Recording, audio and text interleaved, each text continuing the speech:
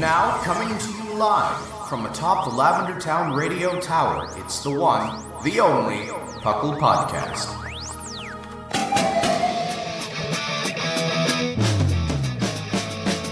It's PUCL! PUCL! It's PUCL! PUCL! Pokemon Underground Champions League, oh yeah! PUCL! PUCL. And welcome to the 538th episode of the PUCL Podcast. I'm your host, Trainer Thatch, here today with our wonderful, as always, co-host. We've got the one and only Lord Seth Vilo. It is I, yes, here, being a lord. That's never going to die. And then, of course, we've got the grammatically correct Lynian. Hello. Also, if Seth was a lord, SLC was the French Revolution. Yikes. Oh. Yikes. Ooh. Yow, that hurt. Ow. Wow. Yeah, well, we'll talk about that later, because that's definitely. We will. So welcome to the PUCL Podcast. PUCL, of course, standing for the Pokemon Underground Champions League, a nonsensical name we came up with in 2007, where we talk about everything Pokemon, from the trading card game to the video game to everything in between. I am here again. This week has been long because I've been writing proposals all week, which is kind of dumb. I hate writing proposals. Well, Thatch, I already thought you were married. Scientific proposals. Oh my gosh. Scientific proposals for scientific things. He's married to science. Well, it turns out I get a paycheck to do science, but they don't give me the money to do the science. So they could pay me and I could just sit around and twiddle my thumbs. But to do this actual science, I have to write proposals and get more money. So I can do more science. And so that's the worst part of my job, I think. Because it's a lot of just taking everything that's in your brain and then you have to put it on a piece of paper. Yes, this is a really cool experiment and I know it's going to be really impactful if we do it. But now I need to explain to somebody who doesn't live in my brain why it's impactful. And also what I'm exactly doing and why I need, $200,000 or whatever, And it's that kind of stuff. It's really poofy. It's literally the worst part of my job because I don't mind writing papers for journal articles and stuff like that where we do the science and then you report on it to the community. I don't mind doing that stuff at all because doing that stuff, it's just I'm just writing down what I did and then somebody who knows what I do will read it and they'll understand it and that's all that matters.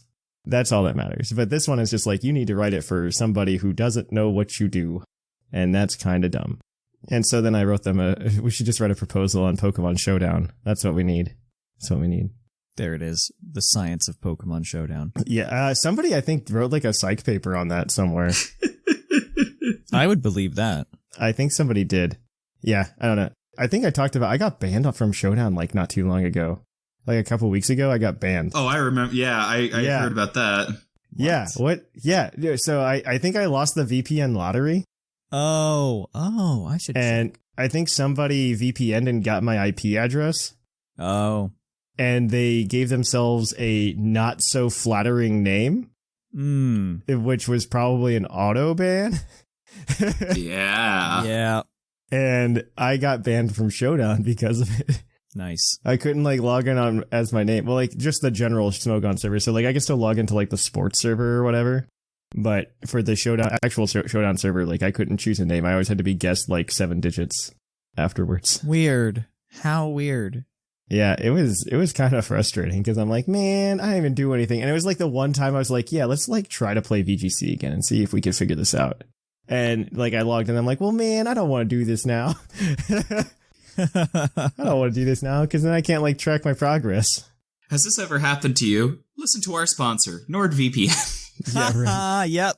Yeah, well, so the only reason I didn't, one, I don't believe in those VPNs entirely, other than they really just want you to go spend $80 and forget that you spent $80.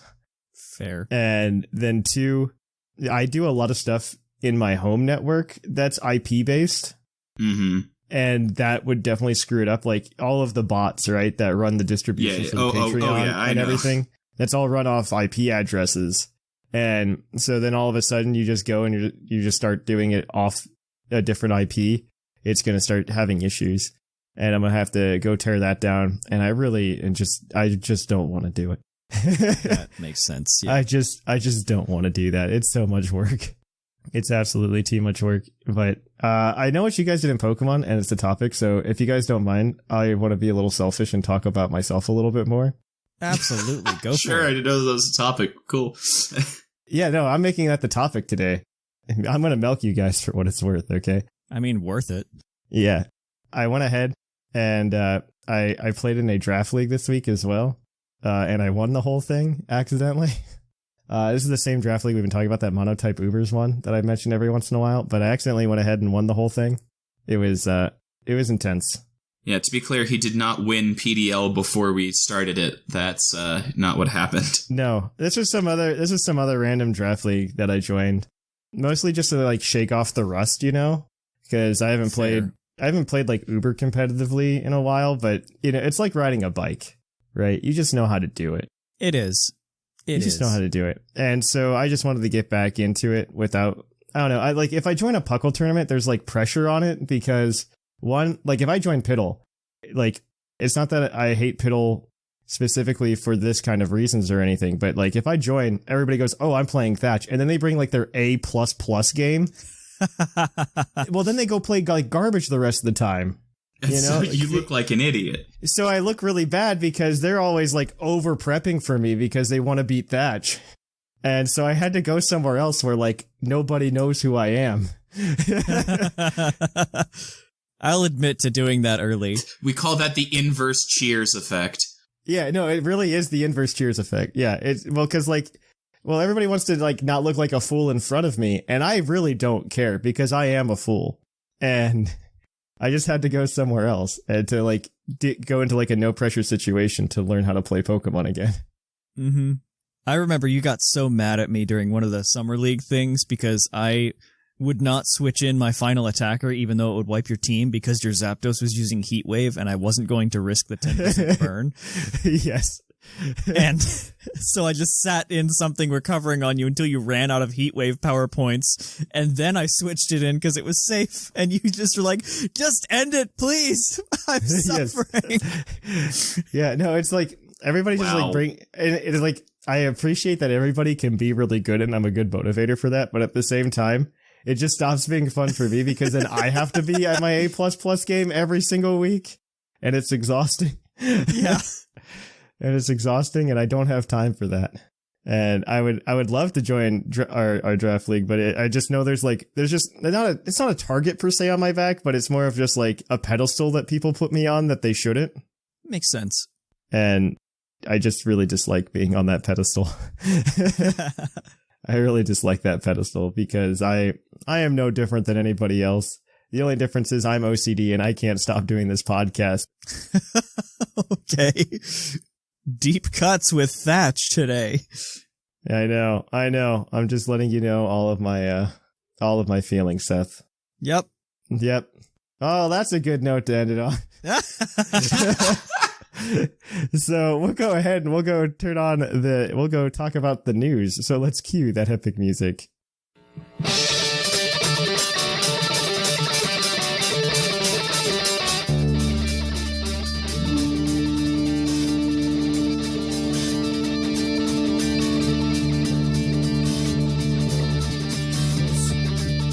Live from the Lavender Town Radio Tower. This just in. And welcome to the news. In the news, we've got a few things to talk about. I'll let Seth talk about the most interesting, probably. Heck yeah. I like organizing things, and Papa Nintendo has finally given us a way to do so on the Switch. If you have not yet updated your Switch to the newest version 14, it added the ability to create folders or groups to organize your games kind of at the top level. So you can throw all of your mainline Pokemon games into one, and all of your sideline Pokemon games into the other, like someone on Twitter passive-aggressively did, and posted a picture of. Was that you? No. Wait, who did it? I didn't miss this then. Who's known for making passive-aggressive commentary about what's mainline and what's not? Don't. Why? You don't have to guess. Why did he do it? Guess where Let's Go Pikachu was. No, I'm not dealing with this because it's such a stupid pedantic argument. It It's is. such- Yeah. Then who do you think had it, Thatch? Ta-da! I know we exactly found it. who had it. I know exactly who had it. That But man anyway. needs to get off Twitter. Love him. Great guy. Love Also, him. Absolutely dude, love him. But like, Dude. He just likes to start fires sometimes. why are you I feel bringing the like. fight to yourself? Right? It's just like, I hope nobody punches my very punchable face. Like, You can't leave milkshakes in your yard and then be surprised when boys are there. I like that it took us 5 years to get to the point where the 3DS was initially on its operating system. Right? That was kind of, yeah. I It's like great. it. I can put all of my party like games, like all If my we wait Jackbox another things in 2 one. years, maybe we will get themes finally. Maybe, and then we'll Maybe. get switched to new Pro 3D. We'll never get themes. We'll never get themes. I don't believe we will. But moving on, the sign-ups for Yep. the International Challenge that give you the shiny Galarian Moltres, or as our news copy editor says, Galarian Moltres cosplaying as Ronald McDonald, open up this Oh my Friday. I mean, it's just the same colors as regular Moltres. So what is regular Moltres cosplaying as? He's not cosplaying. He just is Ronald McDonald. He just is. The real OM, original Ronald Moltres. Moltres. Yeah, and then of course the Burger King was the one that gave you the Pokemon toys back then. So, Uh-huh. womp womp, missed opportunities all around. Though that was a good time. I miss it. Simpler times. But yeah, if you want to do that, we've got a team for you today in the Pokemon of the episode. If you want to be able to use it and not use Zacian, Woo! yeah. If you want to try your hand at not Zacian, that could be pretty cool. I don't know though, if people are actually interested in that. I guess you get to go next, Seth, because we probably kept the highlights from last week, and Sure. Another one got deleted, so it's fine. Yeah, sure. For BDSP, which still somehow has news events tied to it, the Darkrai event should go live on April 1st, which is Friday. And Yes. it only goes for a month, so make sure you get it in that time. Also, I think... yeah, the Shaman one ends on Thursday, that means. Yeah. So please definitely go get it if you haven't.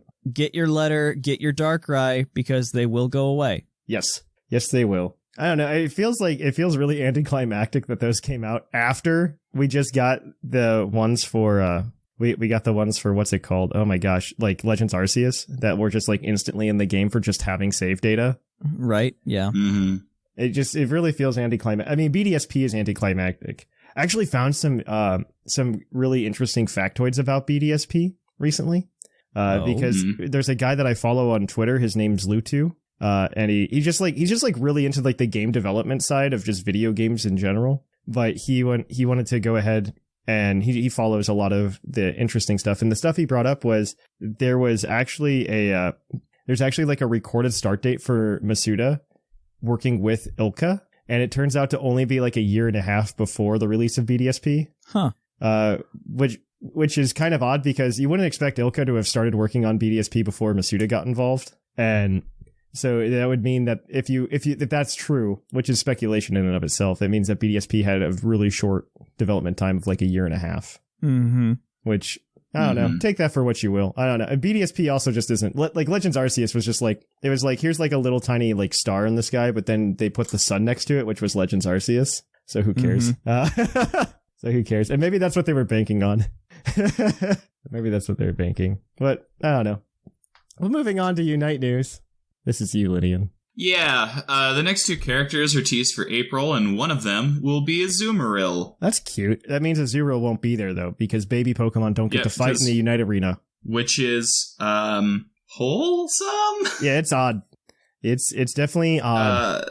I love how many Pokemon there are for this. I never played a MOBA before, and I know this is normal, but I love that it wasn't just like abandoned looking at you, Pokken. I will say the rate that they've been doing it has been high for a MOBA, but it's also the release, so they want to get that in early. I'm just really happy with how many there are. Like I really enjoy it. I love it. It's like every 3 weeks now. Like you just get a new guy. Here you go. Yeah. The only problem I have with it is that it's definitely like following the MOBA strategy of a release where it's just like, yeah, we made him overpowered at launch and then he's bad. And because then we tweaked it and now he's not as good anymore. Well, yeah, that's just how you do. Yeah, I know. That way everybody wants to buy him for 2 weeks. There it is. It's just sad. It's sad. But I appreciate Pokemon Unite for what it is. All right. So A cash grab. Speaking of cash grab, Pokemon Go is having its community day for April. They announced it. It's April 23rd. It's going to be Stuffle. I found the news about this very interesting, by the way. So Stuffle is a new Pokemon entirely. So it's a community day for a brand new Pokemon. This is when it's getting released. But they're reverting the community days from being a 6-hour window back down to a 3-hour window. Yep. And it's going to be from 2 to 5 local time. And it's very interesting to me because the reason they backed it up was they go, oh, only 5% of players were really playing more than 3 hours during our 6-hour community days. And I'm just but I feel like that's missing the point. It is missing the point. The point wasn't that you played all 6 hours. It's not Disneyland. Yeah, it's not that you were playing all 6 hours. It's that you were choosing which hours to play in. Precisely. So I kind of got frustrated with that answer. But I mean, I'm also not a big Pokemon Go player. I might jump in for Stuffle because Stuffle sounds fun. But it's definitely interesting to me. Yeah. That they were just like, yeah, you know what? We could just not do the thing. And it's just like, yeah, I guess that's true. But yeah, it just seems like on that, and they lowered the incense timer too recently back to what it was originally. Yeah, it just makes no sense to me because the game, I think, is the healthiest it's been in a while with these upgrades. My only major complaint with Pokemon Go is that it hasn't done anything really new with itself for, I don't know, since they updated gyms and did raids almost. Yeah. PvP, I guess, was new within that time frame, but even then, I don't know that PvP is for everyone, or that it's a good end game. That's just me. That's just thoughts on Pokemon Go. Woo! Obligatory for the news segment every week. I'm sorry. No. Check off your bingo cards. Exactly. I'm not doing it anymore. A phrase you will become very familiar with by the end of the episode. Right. Yeah, you will. I'll take the last couple bullets for Go. Go for it. So April's research breakthrough is Alolan Marowak, which is cool. There will be an April Fool's Day event that's only happening on April 1st. We don't know what it is, but some people are thinking maybe it's going to be Zoroa disguising as other Pokemon. Ha ha ha ha. Who knows? And I just can't wait for them to get the Digimon license and just do that for a day. Just for once. Yeah.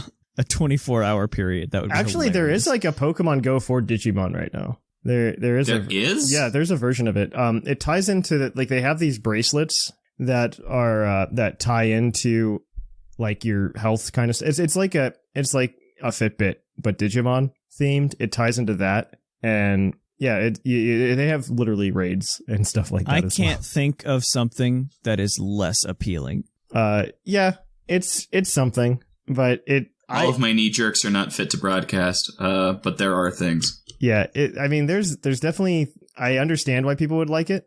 It's not real big in the US, but it's much bigger in Japan, obviously. Mm-hmm. Makes sense. But it does exist, though. It does exist. Obviously, smaller base, because Digimon always has a smaller base of people, except for the anime. The anime is just better. Oh, well. Yeah, but it still had a smaller base. Yes, I absolutely agree. Anyway, final Pokemon Go bullet is that Tapu Bulu will arrive in mid-April, and the Therians will be before and after that. A new Mega will also apparently be released at the end of April, but we don't know what that is yet. I forget how many Megas are left, because I don't think there are that many left, actually. What is a Mega? Yeah, they don't exist anymore. It's fine, Seth. You're going to have to learn real fast, Seth. I know. It's a Pokemon Go exclusive mode of taking your Pokemon past their normal evolution. This is to go even further beyond. Yeah, it's when their power levels hit 9,000. So that's the news for this week. You can go ahead and check us out at Discord at PuckleDiscord.com if you want to hang out with us and see some of the stuff in action. But other than that, we're going to kick it on over to Puckle's Poke Quiz, where we're going to quiz your co-hosts on their insane Pokemon knowledge.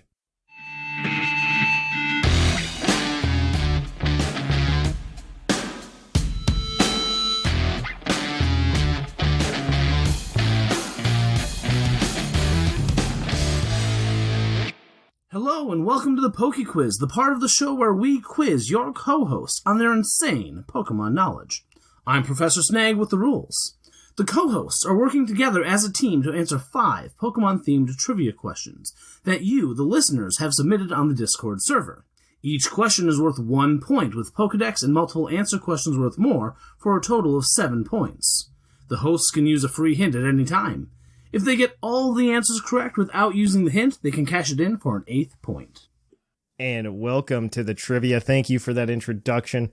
We are going to go ahead and we're going to start it off with our trivia questions. Just general trivia questions for you guys. So our first question for you is going to come from Gliscor Gamer. And Gliscor Gamer would like to know, what is the only Pokemon in Sword and Shield that is coded to learn a move upon evolution but is physically unable to?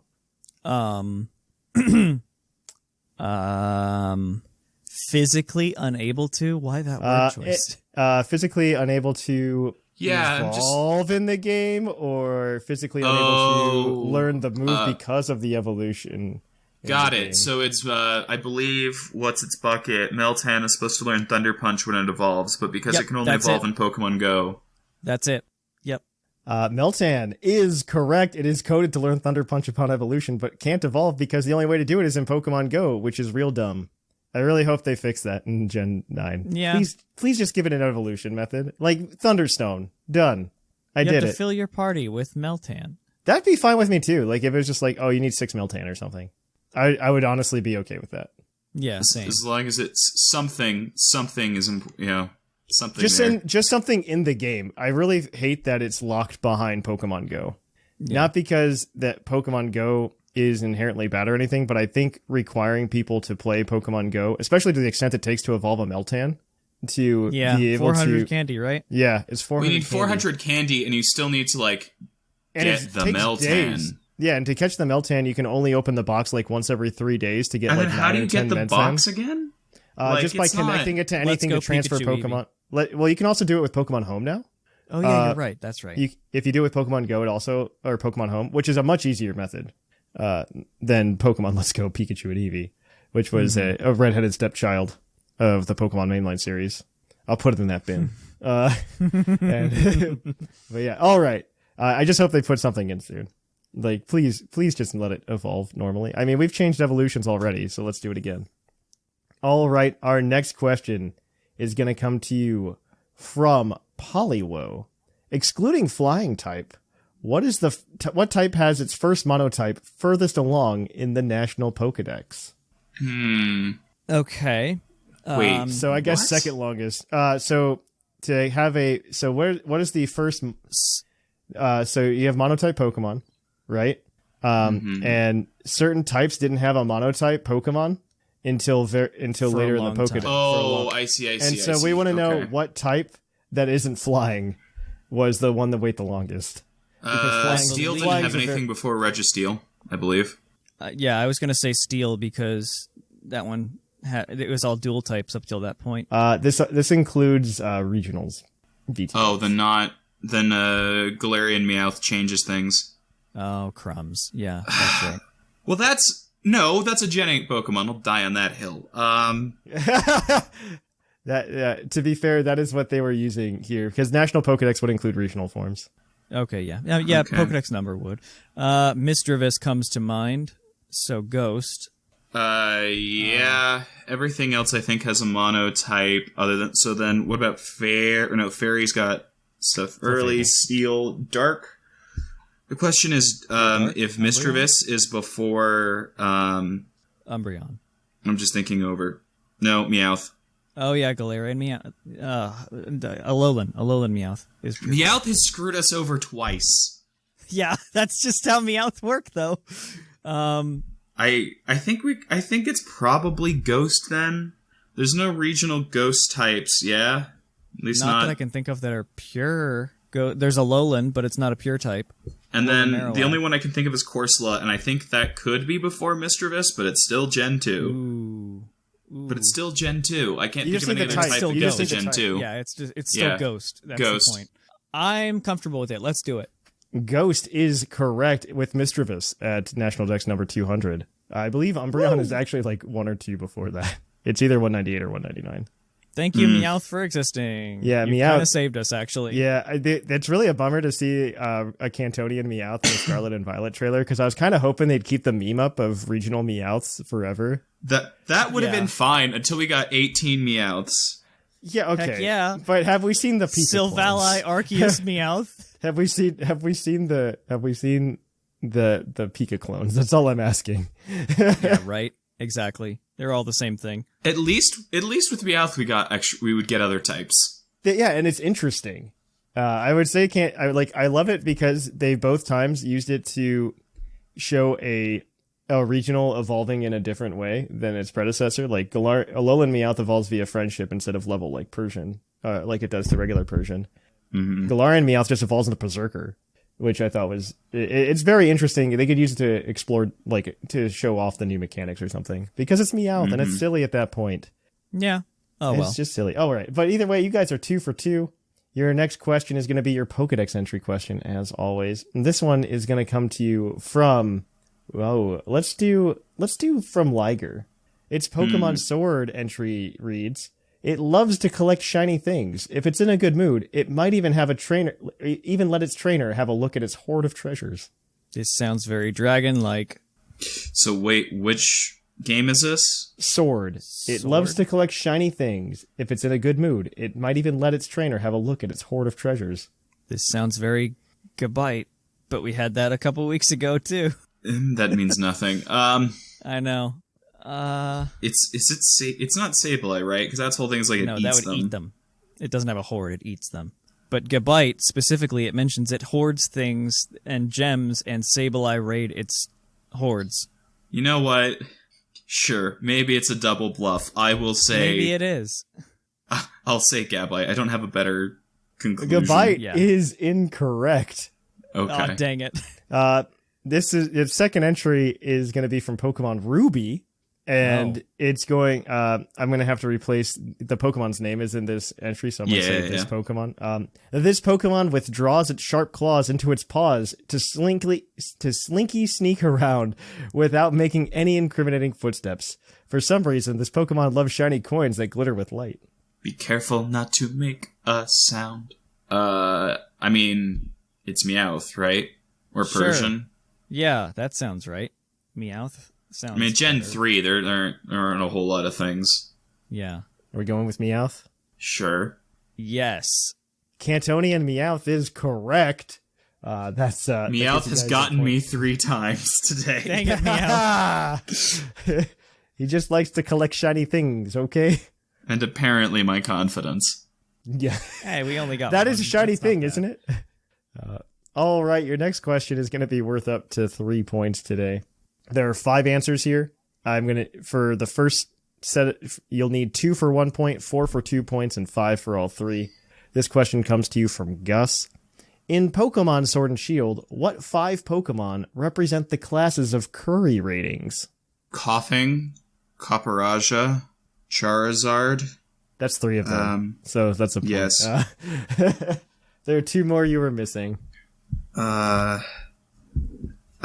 are like the 3 that anybody saw probably too, because Coughing's the worst one, Charizard's the best one, and Copperajah's like just below best. So you're missing the 2 in the middle. Milcery? It's either Milcery or Alcremie, but I think it's Milcery. Milcery is correct. That's 4. There is 1 more to go for all 3. Nice. Do we have strikes? I'll let you have 2 strikes, and then, yeah. 3rd strike, you're out at the old ball game. I have no idea. It's got to be the guessing one that's Pokemon. like 2 stars, right? Yeah, that's actually the I one would that's say- left, yeah. Yeah, okay, so kind of like real bad. So what's a Pokemon that's like not terrible, but not good? And Coughing was the bottom one. Well, because that's just poison, right? Exactly. Yes. Exactly. No, it wouldn't be Apple. It's got to be in not Hisui, the Galar Dex, right? Yeah. I mean, everything else other than Charizard and Coughing, the worst and the best, have been Galarian Pokemon. Well, I just mean like obtainable in the region. Yeah, it would be in the region, of course, and I think it would be a Gen 8 Pokemon. I never made a 2-star curry. It was either delicious or poison, you know? Like I never even. I'm did gonna this need in an the game, answer so- here.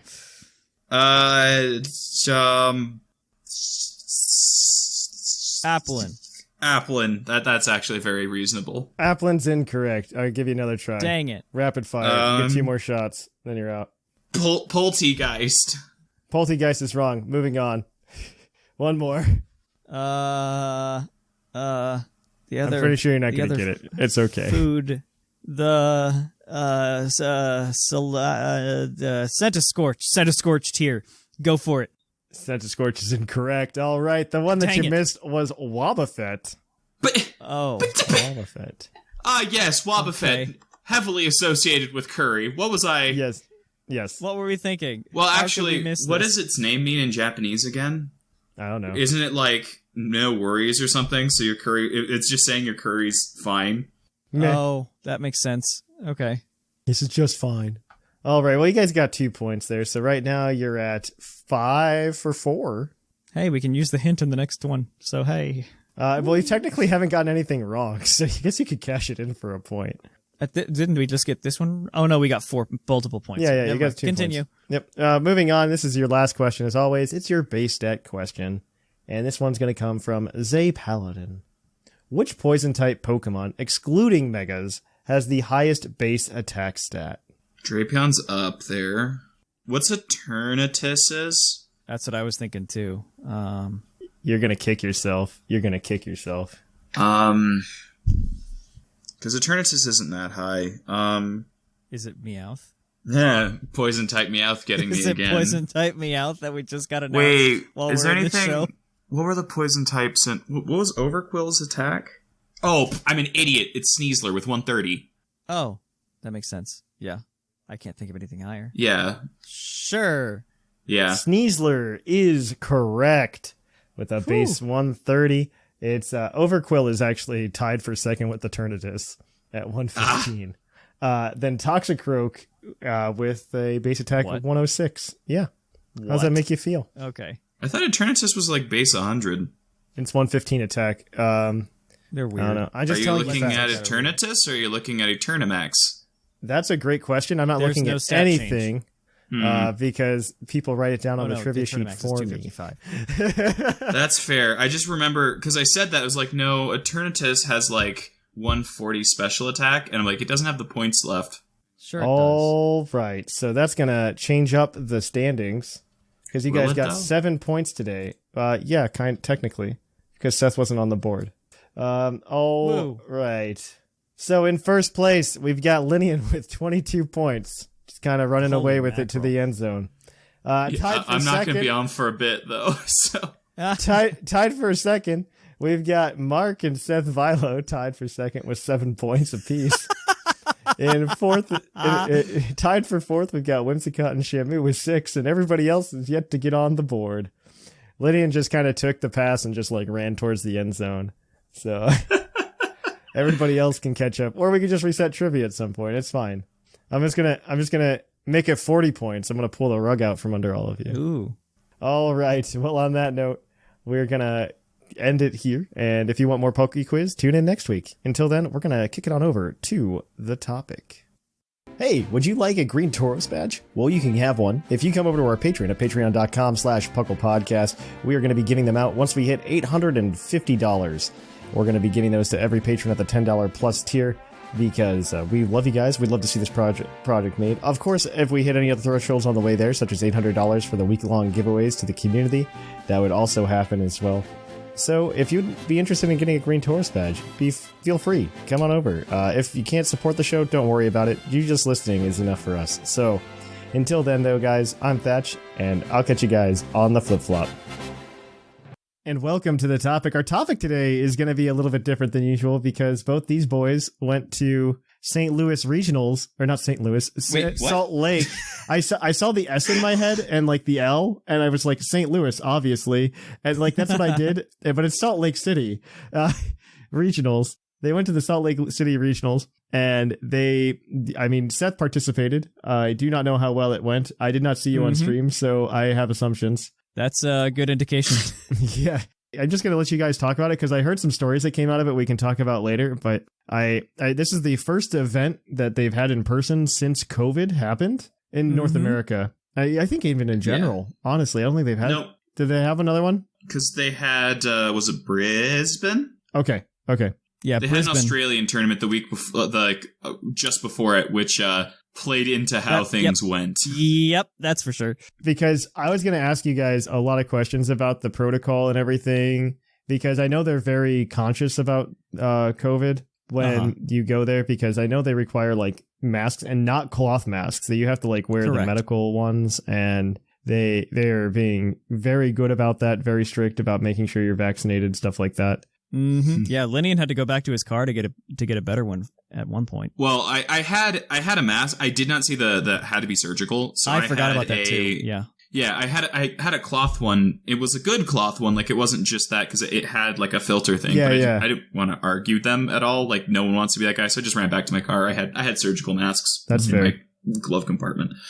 But they were pretty hard about it in a good way. What happened was, like, we checked in Friday so that we wouldn't have any problems the other days, because there was a line. There was. But you'd show vaccination card, and you had to have both shots and a booster. Oh, and the booster. If your second shot was not within 7 months of the tournament, that was the rule for the booster. And you had to have the booster at least 2 weeks ago. Yep. Okay. So you showed them that, and then they gave you a wristband that you would wear throughout the whole event. And then after that, you wouldn't show anymore. You had the wristband. You would just wave it as you were going in. Yep. And this is in addition to like all the normal bag checks. So there was definitely time where if you did not have one, you would be caught, which we will get to. Yeah. I'm excited to hear about that. Yes, keep going. So they're putting on the wristband. He's like, this is for your vaccination thing. You can shower with it on. Please shower with it on. Please shower. Did they really say that? Did they really? This weekend. To Lynian, they did. To me. I don't know why he looks different than I did, but they didn't give me that speech. I think it was because the guy I had a face of, I've been doing this for hours. That's and people be nasty. I was not. I was clean. No, that is a thing that happens though at those things. Like, even when we go to like the international, or not the national championships and stuff like that. I mean, there's definitely people who aren't hygienic about it. Mm-hmm. Oh, 100%. It was. Yeah, it was actually not that bad. It wasn't. It was pretty good. And it's not even like a traditional con, which is what like really gets me sometimes, because you're only there for like, they close down at like 7. Yeah, and you're not really physically exerting yourself walking around a whole entire convention either. It's just you find your seat, you sit, you play. Well, we were, because we couldn't figure out where registration was. So walked around this massive thing in like 3 laps before we found the entrance. That was not ideal. Yeah. But okay, so I know Seth went to play TCG. Yes. And this is probably going to be the happiest part. I just want you to know. I just want to know. I'm just curious about what you decided to play, because it sounded like you're going to bring a meme deck. I don't know if you brought a meme deck or if you decided to play something more standard. It was not meme. Okay, so what I brought was not a meme deck, and I had been doing a lot of local testing with it too, and it was doing really well. If you guys want to, you can go on the Discord server and look in the deck list discussion. There's a picture there of what I played almost 100% of the cards. A couple of them I switched out, but I think I detailed that in there too. But the core of the deck, 56 of the cards, we'll say, of the deck are a Mew VMAX deck. So okay, so you played Mew VMAX essentially. I played Mew VMAX with a 1/1 Leafeon V-Star line and a single grass energy. Okay, for the uninitiated, because nobody knows what that means other than the Pokemon name, what does that do? Yep, I was getting into that. So the Leafeon V, it has an ability that lets you search your deck for a grass-type energy and attach it to one of your Pokemon in any way you like. However, that ends your turn. Mm-hmm. So I played that, so on turn 1 of going first, where I can't attack or anything, I can toss Leafeon down, accelerate 1 more energy than my opponent, so I can maybe have 2 Mews ready to go by turn 2 instead of just the 1. And it evolves into Leafeon V-Star, which has an attack, but I don't have the energy needed for it. But I mainly played it for the ability, Ivy-Star, the V-Star power. That is a free boss's orders, allowing me to just yank up something from the opponent's bench. Oh, so the that's Leafeon nice. Is not a dead space after you do that turn 1 play. It actually becomes a free emergency boss's orders later on. So I could theoretically do 2 supporters in a turn, in a sense. So that's nice. It worked really well a couple of times in locals, but I used it a couple of times at the event, but we can get into my win-loss record now if we want to. Yeah, Please. Yeah, let's, because I think it's very telling. So let's be clear. Mew is a good deck. It is a very good deck. Yes. It is too good a deck. Yes, However, I am very aware. Mew, for those of you who've been watching the tournament results, there was no Mew deck in the top 8. There was really only one in the top 16. What happened? Lynian mentioned that there was the Brisbane Regionals the week before. Oh. Mew took that away. Mew, wasn't it all 8 of the top 8 were playing Mew? Or a lot of them, at least. And number 1 spot was, in fact, So everybody came to, like, counter Mew? Is that what happened? Everyone brought Mew counters. Let me tell you my matchup spread. So, I played 5 of the 9 rounds. I kept going until it was mathematically impossible for me to make it to day 2. So, my first matchup was Rapid Strike Malamar, which I could have done better against, I guess. I could have targeted different things, but that is a hard Mew matchup to begin with. Because, they have to knock out 2 things, you have to knock out 6. So, yeah. Very difficult. Rough. And so that was round 1. Round 2 was... I don't remember the order exactly. Yeah, that's fine. I don't care. The matchups were a Gengar Arceus deck. Oh, no. Gengar being a hard counter to Mew. A hard counter to Mew. It hits you much faster because Mew is weak to dark in that, and Gengar is dark. It obliterates it. I'm going to translate from TCG to everyone else. Thank you, yeah. Like, if I have 3 VMAXs on the field, Mew dies. Mm-hmm. They do damage based on how many Vs you have out. For 2 energy, too. Stupid. Yeah, and the other thing is Gengar, the Mew deck runs an obscene number of Vs on the field to be able to run its engine properly. Precisely. So if either I cripple myself and then they just go for their second attack that just does a flat 240 and I'm weak to Which kills him. Yeah. So like there was no good way to play against that. So that was one of the decks. The other one was Arceus Moltres Galarian form. Oh no. Which is a dark type. Yep. I actually won against that one because they were just severely unlucky. But still, like, ugh. One of them was a Mew VMAX Mirror, which was the final one that actually I lost closely. Very closely both games lost to that one. And one of them was a freaking Eternatus deck. Yeah. Which, bad against everything that isn't Mew, real good against Mew. Yeah, like... They flip over Eternatus game 1, and I'm like, I just lean back in the chair like, okay, fine, go for it. This is not going to be fun. Make it quick. Yeah, like we got to turn 2, and I scooped because they had 8 Pokemon out. 2 of them were fully charged, and I had a single Mew and a single Genesect. Yeah, so I went 1-4 at this tournament, which, wonderful. I was happy I won. And I was thinking it over. I didn't really play badly. It's just this sounds like an excuse. I swear I'm not making an excuse, but I had a real bad matchup. I have some friends there who were judges. I told them my matchup spread and like, what the heck, guys? Why you paired me against this? But yeah, so I went in at a disadvantage because I was playing Mew and I had a target on my back. Yep. Still had fun, but there's only so far you can go. Was there like other stuff to do? I don't know, because sometimes the regionals don't have that. Oh yeah. Yeah, so there were a bunch. So that's what I was doing the entire time. They have I know they have vendors typically, but I don't know if they have other stuff. Mm-hmm. So there were vendors, and then they had side events. So you've been to international, so you know what it is. But for the audience, what basically is going on is that while the tournament is happening, there are side tournaments, and as people either drop out or people who aren't there to play, just there to spectate. I wasn't competing. I'm considered VGC, but they're like, it's a $60 entry fee. I'm like, I don't care that much. You might get a hat. Ooh. Yeah, good. So I was doing side events and things. And so there were either like short tournaments or like booster pack battle kind of things. There was Seth and I will discuss the raid meta momentarily, but there were like TCG raids. Oh, like they have those. I know about these because these are like official rule sets. Yeah, no, they have they have the official rule set, and they just like nobody does it. It was a lot of fun, and Seth and I found a way to break it over our knees. Yep. So I was doing that, and you would win tickets by doing well in these, and then you could use the tickets to like get things. Like a copy of Legends Arceus was like 13 tickets. Other than that, it was like just general prize wall kind of things, plushies, hats, like Chuck E. Cheese, etc. Like Chuck E. Cheese, yeah, very much like that, yeah. So I was doing that kind of thing, and when Seth dropped, we spent the next day with 2 goals. One was to get that Gumi plush. Yep, 8 tickets.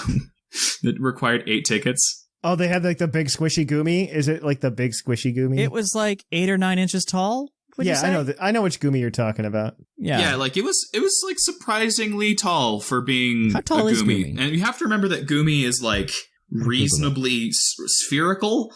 So it's not like a 9-inch Alolan Executor toy where it's actually not that big. Like, this is a reasonable thing. Like, you could use it as a pillow in emergency. Yeah. Gumi's 1 foot tall in game for you. Yeah, I looked it up too. So it's probably around life size. So yeah, very close. So we were trying to get that, and we were also trying to get Bingo.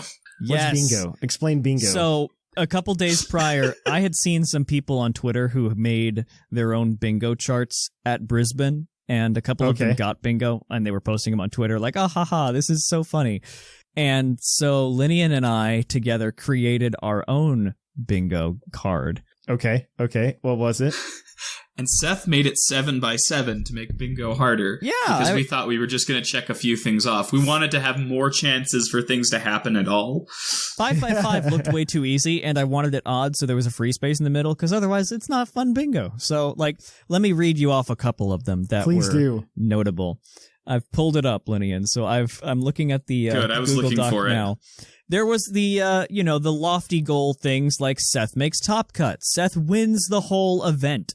Like, there were those. Those weren't going to happen, but yeah. No, they weren't, but they were on the card in case they did. And then some of them were like, oh, it's so cold / dry / other weather effect here. Or somewhat like a competitor complaining. About the weather? Yeah, okay. About the weather. That's going to happen. That's going to happen. An opponent rule sharks you. Someone shuffles their hand into their deck after they play a Marnie. Instead of putting it on the bottom, we should clarify. Oh, yep. Other things were things like people. I have a very particular hoodie from that book series Seth and I never shut up about. Yep. And I was wearing it around. So like one of the spaces was someone recognizes my hoodie. There are over 700 TCG competitors. Or there's a family with at least 3 kids. There were 614 masters and I think 30 juniors, and there was just shy of 700 TCG. Just shy. It was pretty close, I thought. Well, I think they were limited on how many because of COVID, though. I think they were limited. No, they weren't. Were they not? Okay. They were limited, but their limit was like 800 or 900. There was a lot of space that was unused in the room that they had rented. I wonder if that's because there aren't as many local events happening, and so people don't feel like going out and trying. From my understanding, Salt Lake City is a harder one to get to that a lot of people skip out. Number one, it's usually expanded. Oh, and number two, it's kind of just harder to get to for TCG people. So that was a pretty good turnout, honestly. Yeah, and even though we're an airport hub, there's not a lot of other than the hotel that was partnered with it, there's not a lot of walking distance hotels. Yeah, understandable. So I can see why people skipped it. One bingo card item that Lynian and I just were absolutely giddy over the entire time after it happened was, wait, are you Lynian / Seth from PUCL? Oh, well, it probably happened from Mikey. Mikey was there. Exactly. Mikey's always there. Mikey from Pokemon Crossroads is always there. I love that guy. He saw us playing because we both had the PUCL play mats because we purchased those. Yeah. So we were playing, and then he's like, hey, you guys listen to PUCL? And Seth's like, after a fashion. You could say that, I say verbally, and then he recognized. He recognized the voice. It was fun. It was really cool. We took a picture with him, and it was great. We were freaking out. He was freaking out. It was the coolest thing in the world. Yeah, Mikey's always at those things. He likes judging Pokemon a lot, so he does that all the time. He's always at every international challenge, and he usually runs the little prize wall booth for the side events. There were a couple people too that you'd pull out the playmat, and they're like, "Oh, cool, where'd you get that?" And I'm like, "Oh, that's actually the podcast that I'm a part of." Oh, that's why somebody bought one. Probably somebody bought it, and I forgot to ship it. I need to ship it. Whoop. But yeah, so if you're a new listener that I introduced you to the show for, admit that on air, why don't you? Yeah, I'll ship it to you on Monday, I promise. But yeah, welcome to PUCL if you're new. This is fun. You get to hear us gossip about you. Yeah. Yep. But so Seth dropped, so we started. Yeah. We're gonna farm side events, and there were two interesting stories that came out of that. Before we get into the stuff that came out of like the thing as a whole. Sure. The first I feel is the Kyogre deck. Oh, my brother's going Is to it- freak out for this one. Is this the Kyogre deck that I think it is? Like, I think this... it probably is. So how the deck works is you use Cryogonal to cheat a bunch of energy super fast, and then you have a deck that's basically almost pure water energy. It's like energy and then plus you have Kyogre. the Kyogre. And then the Kyogre comes up and then hits things on bench, and it's really cool, and it does 1,000,000 damage. But it's so inconsistent. Yeah. Kyogre's attack reads that it's a 3 energy attack, and it reads for you discard the top 5 cards of your deck. For every energy you discard in this way, deal 50 damage to 2 of your opponent's benched Pokemon. So if you discard 5 water energy with this attack, you deal 250 damage to 2 targets. Which is insane. But also, it's so inconsistent. The Very. deck as a whole is so hilariously inconsistent, it's a terrible idea. It's a hilarious meme, and my brother told me that I should just play that in the tournament because when I was practicing with him a little bit, he's not really into TCG. He kind of only barely knows what he's doing. But he beat me 5 times in a row with the Kyogre deck because he high-rolled 5 times in a row. And so I sent a picture of him, of me with a Cryogonal in front of me and a hand of 5 water energies to my brother and my IRL friend group, and he laughed his head off. He's underselling how good the picture is, because it's him giving, I mean, he's got the mask so you can't see the face, but an unmistakable, like, little goblin grin as he's playing this deck against a literal child. A literal child. He was very good. He was beating Seth and it wasn't close, which makes the picture funnier. With a single Kyogre on board, nothing on bench, his opponent has a completely set up board. Again, a kid, making it even funnier. And Seth is flashing his hand like he's got a secret play, and it's all water energy. Water energy. It is one of the best photos I've ever seen. So we mentioned the raid events. Yes. So how they work. How they work is 4 players are basically all playing their own game. Okay. So they're all playing their own game, and at the end of every turn, we all attack the boss, and then we resolve attacks in any order, and then the boss gets to do a bunch of stuff, right? Mm-hmm. The goal is to have the boss, first of all, the goal, like, HP isn't a thing. The goal is at the end of everyone's turn, all 4 players and the boss itself, whatever damage is left is divided by 40, and for each one that is left, they lost zone 1 card from the boss deck. Otherwise, it keeps shuffling back in from their discard, and so that's how you defeat the boss. They discard their deck. You deal enough damage that all of their cards go away. Yeah, which normally, like, if you've dealt 400 damage, which is respectable for 4 people, especially early on in the game, if you've dealt 400 damage to it, it'll discard 10 cards from the top of its deck into the lost zone, and then they continue on. And this game is designed to take 30, 45 minutes, something along that line. That makes sense. So Seth is reading the rules. Yeah, very carefully. And then kind of quirks an eyebrow and says, we get to choose the order the attacks are resolved. I know what I'm playing. And I go, okay. So we're playing it, and we get to the boss, and this is turn 2. So this has been going maybe 10 minutes. The judge is running 2 events at the same time, right? Yeah. So he's like, hey, I'll be right back for my turn. You guys play it out. Keep track of the damage you do. So I do my attack, and I do a respectable, 200 damage. Yeah, you were playing single strike, so that was within range. Yeah. Another player doesn't have anything set up, so he deals 20 damage. 40, he hit for weakness. The other guy hits for 100, so it's 230 damage or whatever. Yeah, I think it was 340 was the total, something like that. And then Seth goes, okay, I attack with Sable IV. I deal 60 damage times the number of damage this thing has taken. Yeah, okay, Sable IV is definitely the right play. You're correct. Yep. So he dealt the 3,000 I think that game was 3,000 damage. And so we won in 10 minutes. The judge comes back and he's like, what did you do? How much damage did you do to this? So then we were like, okay, this is too good. We have to try it again. So we get in, and this time we coordinated with everyone. Yes. And we dealt over 4,000 or something damage in one. There were 70 damage counters. So 70 times 60. Enough to overkill the boss by like 50 cards. 4,210 damage. Like, it was For me insane. We alone. almost did double his full health in one attack. And the judge just looks at us and just starts laughing. Plus the 70 the 70 damage counters that were on it. So that thing had 4,910 damage done to it in one turn. Yep, that checks out. Which, after it resolved its turn, it had healed like 200. So, 4,700. Ooh. And the total number of cards that he was required to discard was 118 cards. That's 2 entire decks, almost. That one we unfortunately had to go to turn 3 on because it took me one more turn to charge up the Sableye than expected. But turn 3 for a thing that's designed to last an hour. I guess I have another question for you. Absolutely. Mm-hmm.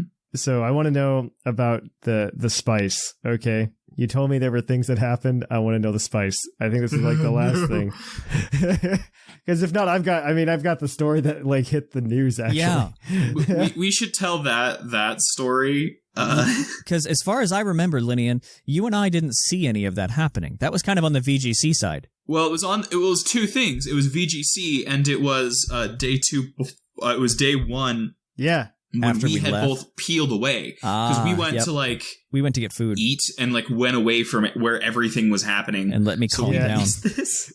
For everybody at home, like a VGC player tried to get in without being vaccinated, and they were just like, no. Then he came back and tried to bribe one of the people at the entrance who worked for TPCI directly and was told, no, please get away. You're not welcome here. Then somehow still snuck into the event. It was Oh very my easy gosh. to sneak in, I will say. And then he started playing, and then they caught him in round 2, seeing that he didn't have a wristband. And then they called the police to escort him. But then when the police came to grab him, he like tried to run away from them. Oh my word. Yeah. Oh, I'm sad we missed this. I know, I would have been popcorned. Yeah, it's like a complete, like, this is complete nonsense. It's completely nonsense. My favorite thing that came out of that is the tweet of the other guy Yeah. that he was playing. He's like, well, my round 2 opponent just got arrested. Yeah. I think this is a bye? Question mark? I think this is It's really awkward. Yeah. Another interesting thing that happened too, which was late into day 2, the guy who, on TCG anyway, who was in 8th place at the time, apparently got DQ'd for apparently marking cards or something like that. So yeah, that I was saw interesting. that. Having marked sleeves. They said he had marked sleeves. I don't know, but like the thing don't I know read how about that true it is. was, yeah, it made it seem like it might not have been true, but it was more of like a safe call just to like not get anybody Exactly. upset. Exactly. I think I heard something about him appealing it or something like that. I don't know the details. Yeah, I think but he probably had like a bent sleeve on a card through, probably accidentally, which is easy to do. which is easy to do, and they thought maybe that was marked cards. Yep. Because I think somebody like saw which cards were marked in quotes, and they're just like, that doesn't make any sense. I'm very confused. Exactly. Like a single energy or something stupid Yeah, like that. exactly. So that's had we had that bingo card, that would have been opponent rule sharks you. So we could have marked that one off. Yeah. Oh well.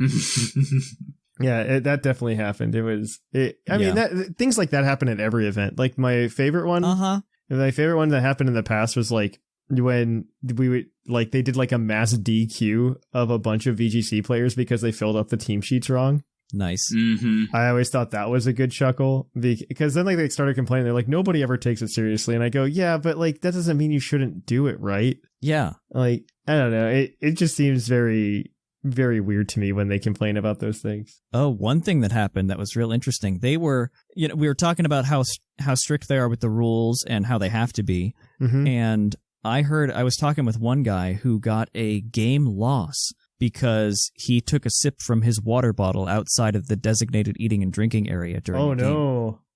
Yeah. And judge saw it happen. Either a judge saw it happen or his opponent raised his hand, and the guy got a game loss. That's just what happened. Wow. So follow the rules, people. Like, especially if you're going to go to these regionals, please, for your own sake and for the sake of having fun at the tournament, follow the rules that are posted. Yeah. If you don't know them, find them and read them carefully. Because he was just having a sip of water. He thought it was food only. Nope. It's anything that goes into your mouth.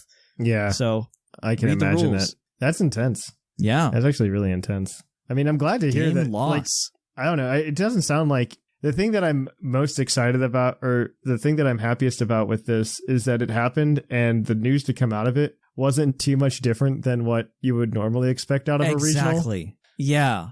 Like, except for the guy who's like running away from the cops, but like Except The guy getting arrested's a little unusual. Well, okay, so to be fair, not as unusual as you would think. Yeah. Because we had those guys a couple of years ago at Worlds that just like decided they were going to put guns in their trunks and then got arrested. Nice. Oh, I remember that. Yeah. Oh. So that was weird. It was amazing, though, just kind of...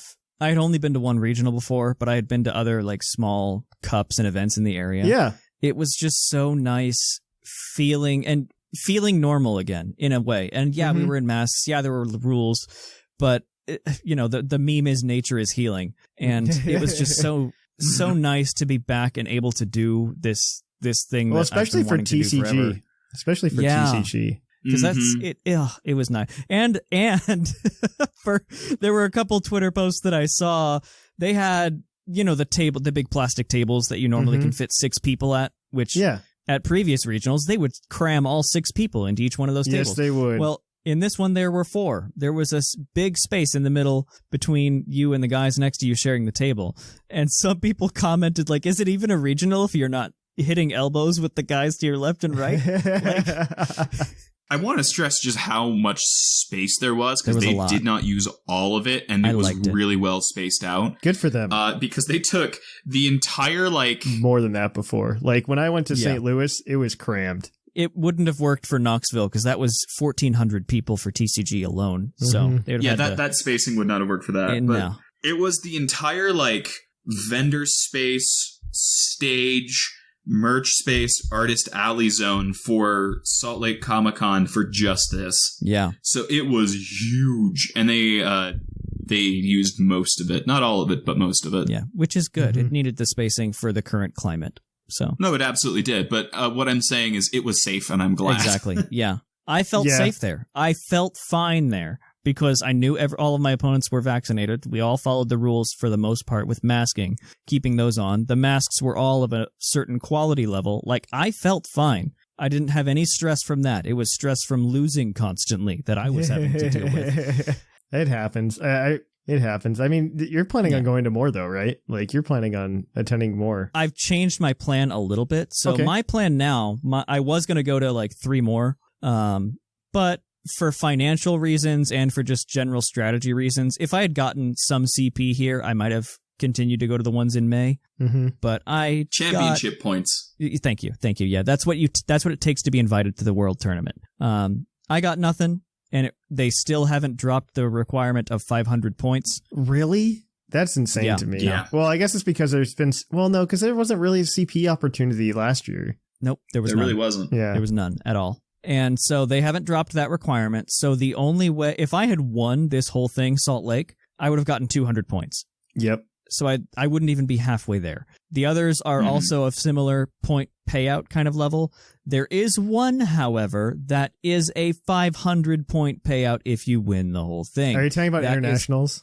Yep, that is NAIC in Columbus, Ohio in late June. So, Thatch, I'm going to be in your area then. Well, talk to me. Instead of going to all of them, we can go together. Instead of going to all of them, I'm just going to go to that one. And that sounds fun. We'll get together. We can hang out. I'm thinking I may be needing to buy a car soon, and the less money I can spend on airline tickets to go play cards, the more money I could save for the car. Honest answer is I have too much vacation time right now anyway. So we could hang out. Hey, we'll hang out. It ended up working out because I didn't even have my office was closed because it was a school thing. It was like a school spring break kind of thing. So I just picked him up at the airport. We chilled out. We had good food. It was great. Yeah, that sounds like a good time. Yeah, we could do that. Definitely talk to me, Sethy boy. NAIC, baby. I think it's still like June 24 or something like that. I'll double check because I have to go to Nashville around that time, but we'll see. Yeah, June 24 through 26 is when that one takes place. Maybe I'll just take that whole week off. Heyo. Because now we get Juneteenth off, right? So I get the Monday off that week. So we'll see. All right. Well, this is a good place to stop. This was an interesting talk. I really appreciate you guys taking the time to do that today. And we're going to go ahead and kick it on over to the Pokemon of the episode. We will catch you on the flip-flop. Poke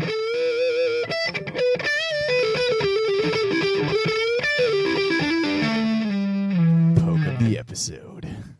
And welcome to the Pokemon of the episode. Our Pokemon of the episode this week is National Dex number 384, Rayquaza, the Sky High Pokemon. Its Alpha Sapphire Dex entry reads, "It flies forever through the ozone layer, consuming meteoroids for sustenance. The many meteoroids in its body provide the energy it needs to," and then the rest of the entry is blank. Have you ever had a dream that you Did you ever have a dream and you thought it was real, but it was a fever dream, and it was when you don't know what we're talking about. It's great.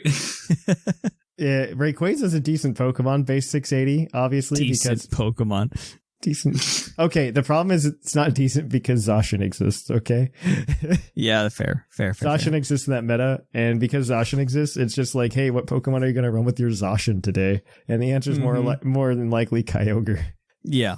But yeah, Rayquaza has base 105 HP, 150 attack, 90 defense, 150 special attack, which is actually really nifty. And like, I feel like people sometimes forget that Pokemon will have equal stats in both. And they'll forget that you can just like Icy Wind with Rayquaza for fun. Mm-hmm. And it's like semi-viable. And profit. Yeah. Special defense of 90, speed of 95. 95 is a little wonky, but we'll take it. We'll take it. And poor boy. There's another set of stats here, and I don't know what it's for anymore on Bulbapedia, but it's fine. These are the stats of Rayquaza. I think you can use those if you want. I mean, it says there anything goes, so... That's how it works. The team this week is the same team that we presented last week, but with adjustments, because as I mentioned when I had test played it, there were a lot of issues with the team, mostly Incineroar. And Ernie, who built the team, spoke with me, and he gave me an updated version that I think can handle Incineroar in much better. Because Incineroar was just the major problem, because you have a Zamazenta on this team. This is obviously in the crown form with its rusted shield, and it's got 180 HP, 108 attack, 200 special defense, 20 speed, and adamant nature, because it's there just to make Rayquaza better, because it's just gonna howl which is interesting because nobody runs howl ever. But it's actually one of those moves that boosts your opponent or your partner as well. Not your opponent. Not your opponent, but your partner. So you can howl, and the Pokemon next to you will also get an attack boost. So okay, yeah, that's why it's interesting. And it's got Behemoth Bash because you might as well. Wide Guard, which is very interesting as well. I really love Wide Guard because it doesn't actually get the same like protect nonsense if you use it sequentially, and it's also got Crunch for coverage. This is pairing well with our boy today, Rayquaza, who has a Focus Sash, the Airlock ability, which prevents stuff like Kyogre, which I was saying, what do you want to run with your Zacian? Do you just want to run Kyogre? So it really prevents Kyogre from really getting rolling, which is really great because the top cores are like Zacian Kyogre cores for these teams right now in VGC. But also this format it always gets tired, right? Very quickly. Look. Zacian Kyogre is insane because I looked over at the Salt Lake regional stream and then, it was a mirror. Yeah. I was like, this is what I expected. Yeah. This is why I'm not playing. Yeah, VGC, especially in the GS Cup formats, gets kind of nasty. It always settles very quickly and then a lot of players don't play, so you don't get as much innovation as you typically would, which is unfortunate. Yeah. But this Rayquaza, 252 attack, 252 speed, which can take the howl from the Zamazenta if you set them next to each other. It is running Protect, Dragon Ascent, Earthquake, and Extreme Speed. Earthquake, because if you can go big and you can get yourself that speed boost, you can outrun a Zacian finally, and then you can probably hit it with Earthquake or with a Max Quake or something like that. And Extreme Speed is just always good, so you can always get a quick attack on something that might outspeed you. Or you could even get a Max Strikeout, but who cares about that? We'll go on to the next couple. I'll let you go, Lynian. Yeah, so we've got Regieleki doing Regieleki things. It's got the ability of Transistor. It's level 50. It's got 4 HP, 252 special attack, 252 speed with a timid nature, because if you have one thing a Regieleki can do, it go fast. It's got Volt Switch, Electro Web for speed control, holding a magnet, so those both hit pretty hard, and then Protect and Hyper Beam, because Regieleki's move pool is abysmal. Yes, it is. That Hyper Beam is like your coverage. It's really sad. Yeah. Well, at the very least, it lets you do Max Strike pretty hard. Yeah, well, you also need to... Regieleki needs this limited move pool, or Regieleki would be too good. Yes, Agreed. absolutely. So it's one of those things. But continue. So basically, you're going to use Electro Web for speed control, Protect for baiting, and Hyper Beam can be used for needing something dead immediately. I'm about to die. I'm about to die, I'm going to do a bunch of damage, or if for some reason you're in the position where Regieleki is your best Dynamax Mon, having it for Max Strike for additional speed control isn't horrible. Yes. Try not to be in that position, but if you're in that position, you can safely Dynamax Regieleki without losing your speed control from the Electro Webs. Woo. When you think about it, Max Strike is just a really strong Electro Web. Yes. All right. Next up, we've got Grim Snarl with an Iron Ball. It's got Prankster as its ability, because why would you not? You want to run Magician? 252 HP, 52 attack, 140 defense, 60 special defense, 4 speed with an Adamant Nature. You're running Reflect, Light Screen, and Trick. You're going to get that Iron Ball stacked on something you don't like. You're going to get your screens up, and Spirit Break fills out your last slot, because you might as well hit something hard, and Fairy is really good coverage. Yeah. And also, doesn't it get an attack drop or something? I was trying to remember. I was going to ask if it drops attack or special attack. Spirit Break drops special attack. Spirit Break Special attack. Well, that's even better against Kyogre. Against Kyogre, yes. Against Zacian, No, but yeah. why are you running it against the Zacian? You put the Lagging Tail on the Zacian, hopefully. Well, Iron Ball, but yeah. Or the Iron Ball. That's my bad. I forgot which one. Seth. But yeah, no, that's what you do on that. And you throw Reflect as well, if you live that long. Seth, I need you to tell me more about the things that Ernie changed so that you can actually deal with Incineroar now on this team, which make me very happy. Absolutely. Yeah, first we've got our first anti-Incineroar measure, and that is Tapu Fini, holding Leftovers. Ability is, of course, Misty Surge. And the EVs are as follows: 200 HP, 136 defense, 80 special attack, 88 special defense, and 4 speed with a modest nature. Attacks are Muddy Water, Grass Knot, Protect, and Dazzling Gleam. That's some good spread damage, because Muddy Water and Dazzling both hit both opponents.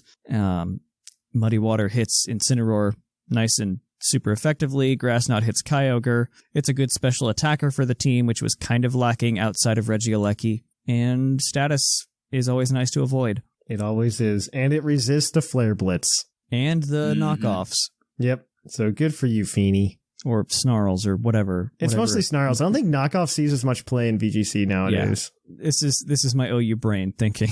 OU also lets you bring in like a bajillion legacy moves. Yeah, very true. Legacy moves are the only thing that's making me just go like, OU, maybe you just need to not. Like, yeah. Because legacy moves, I think, ruin a lot of it breaks a lot of things. Yeah. Can you just chill? Can you just chill a little bit? Yeah. OU? Yeah, just no legacy moves, please. Anyway, moving on from there, we have another anti-Incineroar measure, and that is Incineroar itself, holding an Assault Vest with the ability Intimidate, and the EVs are 200 HP, 44 attack, 252 defense, and 12 speed. It's got an impish nature, so it's taking hits for days after Intimidate, and moveset is Fake Out, Darkest Lariat, Snarl, and Flare Blitz. Ooh. That's good. Yeah, Incineroar is unfortunately a good counter to Incineroar, and it makes me sad. Yeah, it can't do much back, but it can make it not do much to you. Yes. It helps out with that to not die to Incineroar. Incineroar itself just handles things like Zacian a little bit better too. Yep. Mm-hmm. So it's one of those. It's one of those unfortunate circumstances. Yeah. Hence the almost max defense. My dream for Gen 9 is that Incineroar just isn't there. all the other starters, just not Incineroar. Okay, I'm still surprised that we don't have certain starters in Gen 8, but that's fine. And yeah. I would really just, like, if they're going to do that again in Gen 9, like, maybe Incineroar can sit on the bench for a gen. I'm just saying. Yeah. Because it's very, we've complained years about Lando T, right, in OU. It ain't got nothing on Incineroar. Yeah, Incineroar was worse in VGC. Significantly worse in VGC for a time. Mm-hmm. It's now just about at the level of what Landorus is in OU now. Like, Incineroar is definitely the same. It definitely stagnates play just as much as I would assume, probably more so, in my opinion, in VGC than even Lando does in OU. Mm-hmm. But we'll see. But yeah, this is the team this week. You could actually take this team and use it in the upcoming event to get your shiny Galarian Moltres. So definitely consider that. And if you're a patron, you can get the shiny version this week because I'll remember to do it because I don't have to write proposals this week. So we got that going for us, which is nice. It's going to be a great time all around for everybody. All right. So on that note, we're going to kick it on over to the mailbag.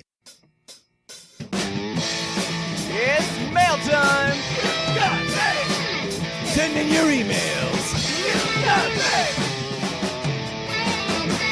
Mail! And welcome to the mailbag. The mailbag is the part of the show where you email us at pucklepodcast@gmail.com, and we'll probably be nice and read your email on the show. We'll go ahead and just send us one at like we said. We usually have a topic. We wanted to ask you guys what you had on your wish list for Scarlet and Violet last week. And as always, this segment is brought to you by the fictional energy drink Green Tauros, the energy drink that gives you hooves. Hooves. I'm the only one who does it anymore. Hooves, what? Yep. What? And as always, we will go ahead and give the Green Tauros badge to anybody we deem worthy of doing things that we really like, I guess. I don't know. We're very fickle gods. So, and we are gods. Pray. Credentials definitely change from week to week. Please. You are mere gods. I am a lord. Oh my gosh. Okay. Well, our first email this week is going to be from Zay Paladin. Let's see what he has to say. Yeah. He starts off, "What it do, Puckle Crew? Boy, do I have some mildly spicy items on my wish list for you." Yikes. Most of these are mainly quality of life improvements for Scarlet Violet, but at the end I'll reveal a great idea for a water-fire type regional variant. First thing on my wish list is the ability to release Pokemon in bulk from your boxes in the main game. The worst part of breeding is...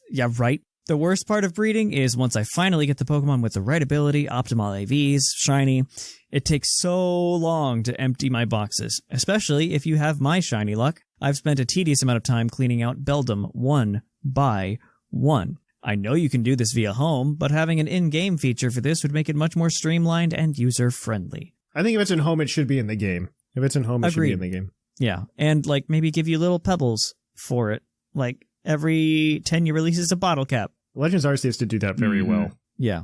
The second item on my wish list comes from Pokemon Legends Arceus. Funny you mention.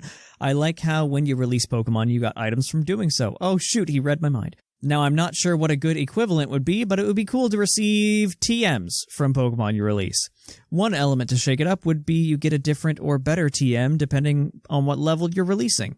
Not only would this boost the incentive to catch more Pokemon like in PLA, but it would be great in lieu of the TMs received from max raids in Sword and Shield. Well, if they wanted to keep it more one-to-one with PLA, what they could do is if it's under a certain level, you get one of the wings that give you one EV. Mm-hmm. Oh, and then if it's over a certain level, so let's say the Pokemon gives you 3 HP EVs, right? So you would just instead get 1 HP wing when you release that Pokemon. You just use the EVs that it gets from defeating it. Absolutely. And then you just give out wings, or if it's a high level, like a vitamin. And then if you want to introduce a 5-amin, instead of 10, it gives 5. And so now you have 3 tiers. And the higher level it goes, the more points you get for releasing it. Yeah, I like that. Yeah, I think that's very viable. Even then, you can just give 5 wings. It doesn't matter. Last but not least, I have a great suitor for the first non-legendary water-fire type Pokemon, Tentacruel. At first, you may think, what, how, or more reasonably, why? Well, let me tell you. When you get stung by a jellyfish, what does it do? It burns, of course. I think a fiery jellyfish would be a unique design with a lot of possibilities, especially with the red orbs on its head. Plus, you could have a signature move like Galarian Articuno, where it has the status affliction to call back to its old type, a flamethrower that can poison, for instance. Finally, with the location drawing from the Iberian Peninsula, it would be a great regional to show adaptation to the climate, as the warmer area could make Tentacruel take on a part fire type. I actually really like that as a concept for Tentacruel, particularly. Yeah. I think it's a really good one. If it's the Iberian Peninsula, I mean, there's the Portuguese man-o-war, which is a stinging jellyfish, but that would be like flying type, because its whole thing is that it's actually like, it's drifting on the waves, catching wind. Mm-hmm. Sort of, kind of. Yeah. Yeah. It's also several animals in one. Actually, are those even from Portugal, or is that just what they called them? I don't know, actually, now that I think about it. That's actually very possible.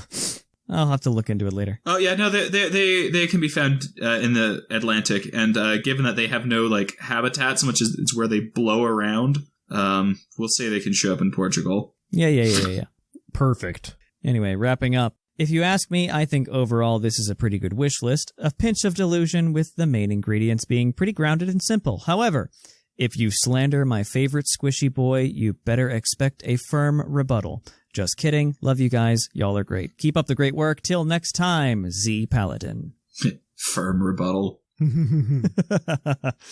All right. Well, thank you for that one, Z Paladin. We're going to get another email. I dropped it. It's going to be from Pokemon Trainer Matt, a new writer. This one is for Lynian, I believe. Ooh, yes. Hi, PUCL team. I was compelled to write in this week about what I'd like to see in Scarlet and Violet, as these are ideas for modern Pokemon that I've had for a while and would love to hear your thoughts on them. Oh boy, you picked the wrong crowd. The first thing I'd like to see is a proper NPC day-night cycle, having the same NPC stand in the same place and say the same inane dialogue over and over, no matter how much the game has changed to reflect the story, immediately ruins the immersion for me. Breath of the Wild was able to make people in the various towns and villages seem alive. Why can't Pokemon 5 years later? Adding on to this, I hope they continue with the dedicated side quests implemented in PLA and expand on this with random NPC encounters in the overworld, similar to strangers in GTA 5 or travelers battling moblins in Breath of the Wild. I'm a little okay with that. I like the rotating NPC day-night cycle. I'm okay with that. As long as... I don't think it works when your day-night cycle is like Pokemon's, where it's based on the actual clock. Yeah. Because then it can be like, oh, I need to talk to this. I need to come back in 6 hours. Yeah, I really dislike that. And if you did it, any NPC that did anything, like even give you items, would have to be 24/7. So you'd just have like maybe 5 in a town that rotate, and that's rough. Yeah. Then you're putting a lot of effort in for minimal returns. Yes. All right. I digress. Move on. Yeah. I'd also love to see the return of daily events, like the bug catching contest. Imagine every Tuesday and Thursday in Swish, Kabu holds a Pokemon catching contest somewhere in the wild area with the task to catch the rarest, or biggest, or egg movemon for a cool prize, like an Apra Ball. Animal Crossing is so successful with daily tasks, and I feel like they're a perfect fit for Pokemon to become a living game of sorts and to keep players interested.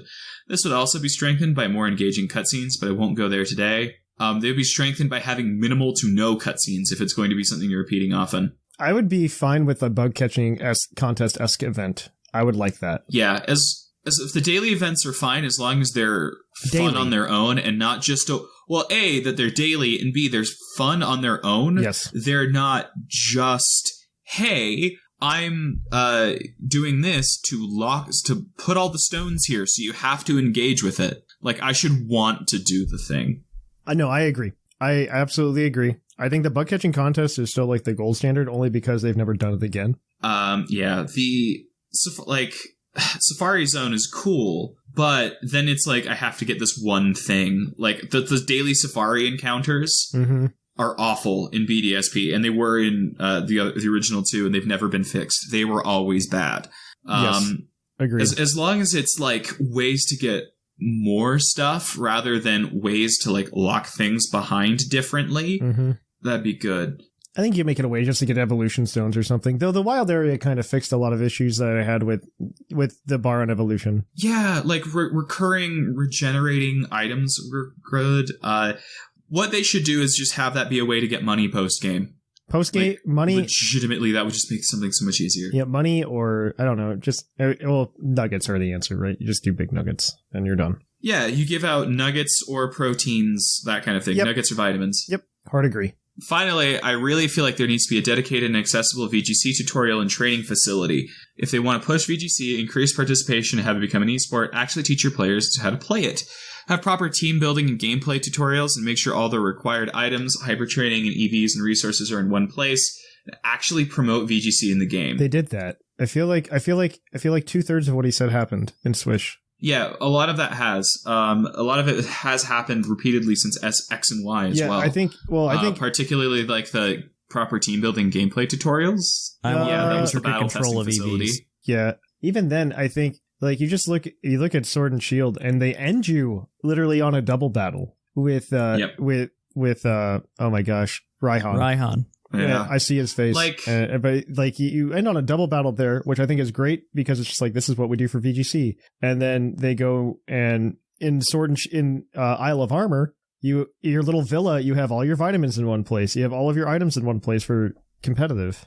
And they've done that pretty well since at least X and Y. Yeah. So the other thing I will point out is you do not want them to promote VGC in the game. No, I don't want reasons. One, VGC will end before the games stop selling. You can still buy new copies of, like Ultra Sun at some stores. Fair. You don't want part of those games locked off or people talking about things that don't exist. I can pop open a Pearl version, and while, a lot of the online's shut down, largely it doesn't affect anything in the game. The game runs on its own. Mm-hmm. I don't want a bunch of people telling me that I should go compete in the real world. It's going to shatter immersion completely. And B, it will go away before the game goes away.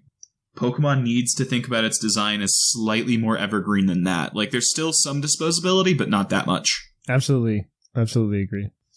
And then he goes, sorry if this is too long. I've tried to keep this as brief as possible and am keen to hear your thoughts. Feel free to cut anything you see fit. We didn't. All the best, Pokemon trainer Matt. That's actually like the perfect length email, actually.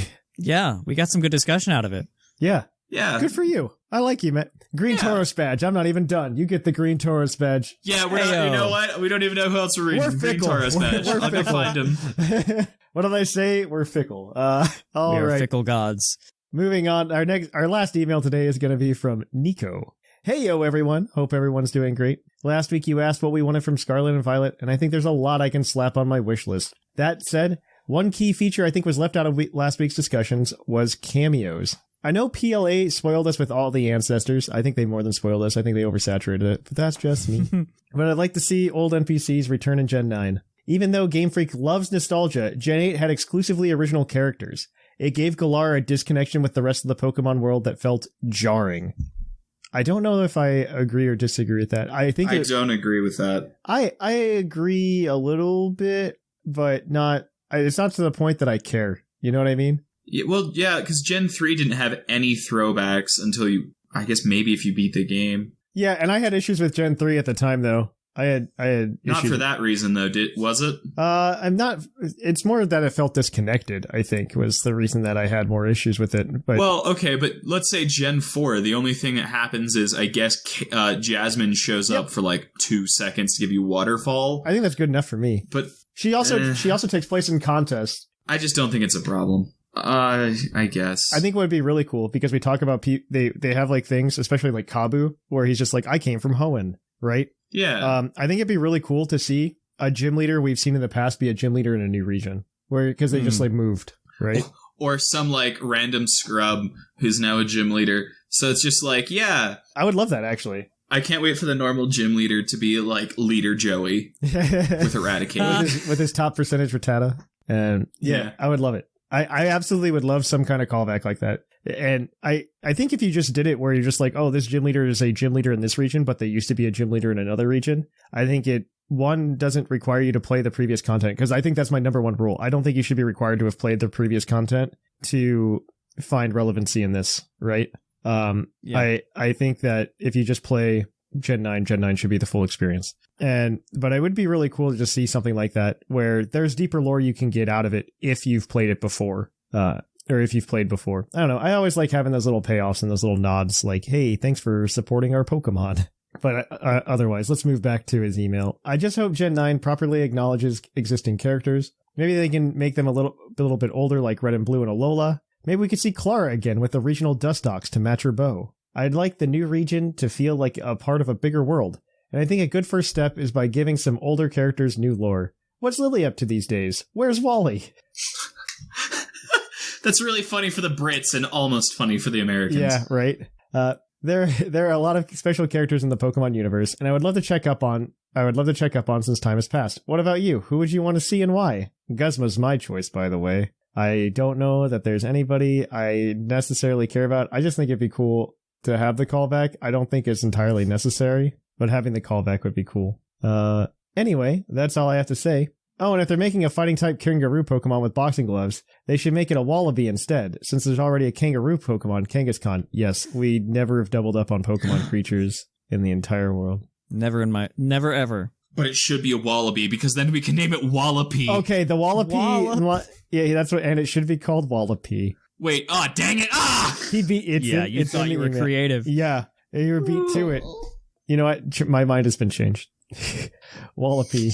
I want an electric fighting kangaroo, or I guess Wallaby now, and with boxing gloves, and it can be called Wallopy, but I just want it to know Zing Zap, so it could be like a 1-2 punch in the face. All right. Anyway, I hope all our dreams come true in Gen 9, and I'm hoping to keep my expectations in check. As always, have a great week. Catch ya on the flip-flop, Nico. Well, thank you for that. I think Green Taurus badge still goes to Matt. I don't care. Oh, yeah, no. Yeah, Goodbye, me. Matt gets it. We are fickle gods. Yes, Pokemon trainer Matt, you get the Green Taurus badge this week. And if you guys want to email us next week, I don't know, actually. I can't be like, oh, how was your experience in St. Louis?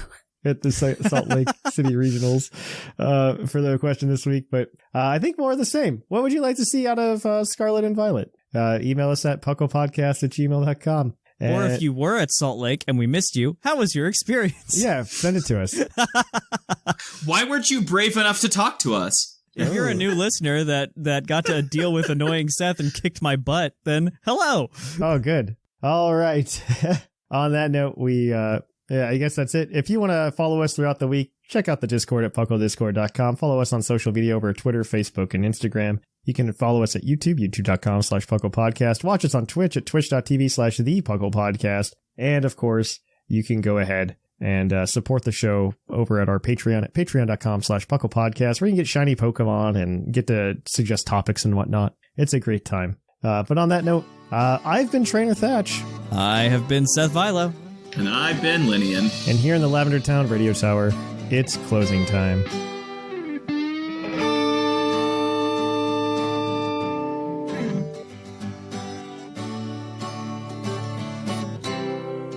It's closing time in Lavender Town. Time to say our goodbyes.